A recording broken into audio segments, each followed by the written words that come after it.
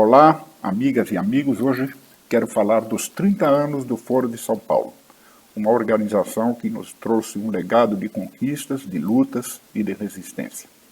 Como vocês sabem, grandes abalos políticos no início dos anos 90 marcaram o mundo todo.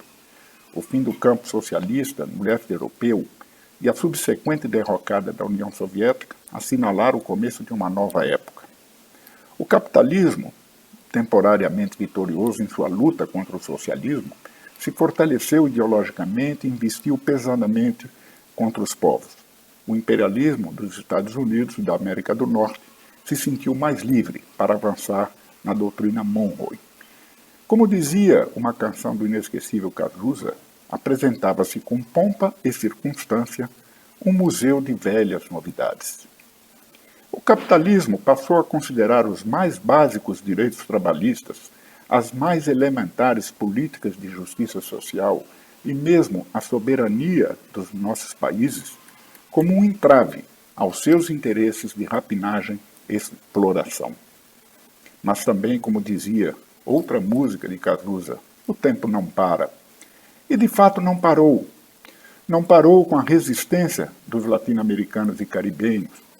Ao contrário, em julho de 1990 acontece no Brasil, há 30 anos atrás, na cidade de São Paulo, uma reunião de partidos e organizações progressistas e de esquerda da América Latina e Caribe, desvelando caminhos de resistência, compartilhando ideias e experiências em comum. Aproveitava, assim, o impulso de uma memorável campanha, aquela de Lula, com a Frente Brasil Popular, na eleição brasileira a presidente de 1989. Essa reunião termina no dia 4 de julho. Há 30 anos atrás, nascia o Foro de São Paulo, sob os auspícios das lideranças de Fidel Castro e de Lula. Um elevado e combativo ambiente de unidade política em torno da luta contra o neoliberalismo e imperialismo foi forjando o caráter do Foro de São Paulo como um espaço valioso de articulação das forças populares, da esquerda política e social, de forças progressistas em geral, tendo como principal característica a pluralidade de pensamentos, pontificando a unidade na diversidade. Esse amálgama ajudou a fortalecer e amadurecer as visões políticas das forças populares, fazendo do Foro de São Paulo um centro de reflexão e irradiação de ideias avançadas em nosso subcontinente e, por isso mesmo, entrando na mira de ataques caluniosos e virulentos do imperialismo em geral, da extrema-direita e do neofascismo em especial, como vemos atualmente em nosso Brasil sob o governo Bolsonaro. Em 1999, vocês lembram, Hugo Chávez vence as eleições na Venezuela, inaugurando uma nova etapa das conquistas populares políticas em nosso continente. Logo, outros líderes populares, cujos partidos e movimentos integravam o Foro São Paulo, conseguem também triunfar nas urnas. Lula, no Brasil, Daniel Ortega, na Nicarágua, Evo Morales, na Bolívia, Néstor Kirchner, na Argentina, Rafael Correa, no Equador, Tabaré Vázquez e depois Pepe Mujica, no Uruguai, Fernando Lugo, no Paraguai, Bachelet, no Chile, entre outros. O Foro de São Paulo também enfrentou a onda conservadora, que começou com o golpe contra Manuel Zelaya, em Honduras, em 2009, logo depois de este ter anunciado a sua adesão à Comunidade de Estados Latino-Americanos, a CELAC. Na sequência, veio o golpe parlamentar sobre Lugo, no Paraguai, em 2012, a derrota de Cristina Kirchner na Argentina, em 2015, o golpe contra Dilma, em 2016, no Brasil, a traição a Rafael Correa, no Equador, pelo eleito presidente Lenín Moreno, em 2017, o golpe na Bolívia contra Evo Morales, em 2019, a derrota eleitoral da centro-esquerda no Chile, também em 2017, e do Frente Amplo, no Uruguai, mais recente.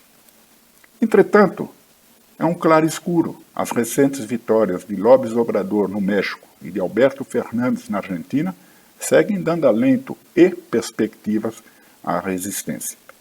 Como se constata, o imperialismo norte-americano, acossado pelo declínio de sua hegemonia, promoveu uma contraofensiva poderosíssima.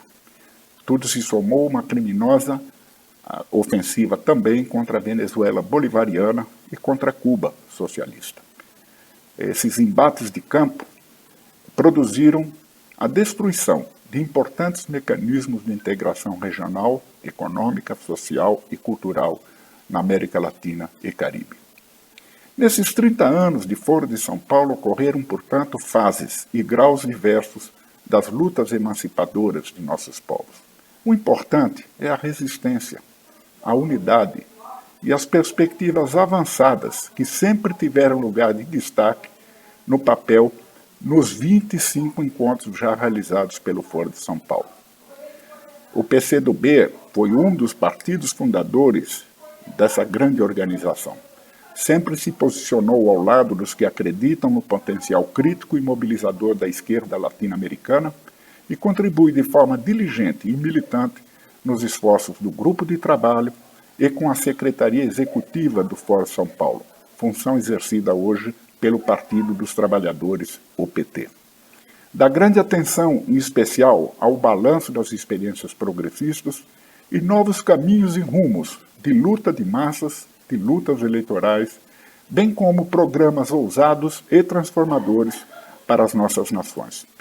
Que as limitações estratégicas, insuficiências e mesmo erros das experiências progressistas que possam ter levado ao atual cenário sejam para o Foro de São Paulo uma fonte de interpretação crítica e autocrítica da cena geopolítica em nossa região e no mundo. Que se permita esse espaço de encontro uma cada vez maior produção de análises ainda mais profundas sobre as tendências da crise capitalista que se arrasta desde 2008 e das atuais experiências socialistas vigentes no mundo. Que a plataforma de lutas deliberada no Foro de São Paulo seja transformada em instrumento eficaz, política e institucionalmente, ao passo em que é ampliado o ingresso para novas forças e consolidada a construção da unidade na diversidade latino-americana e caribenha. Mas, acima de tudo, em resumo, quero desejar vida longa ao Foro de São Paulo, em defesa da vida, da humanidade, da justiça social, da soberania de nossas nações, da liberdade e do socialismo, por uma integração solidária de nosso subcontinente latino-americana e caribenho. Sem dúvida, venceremos. Um grande abraço a todos e a todas.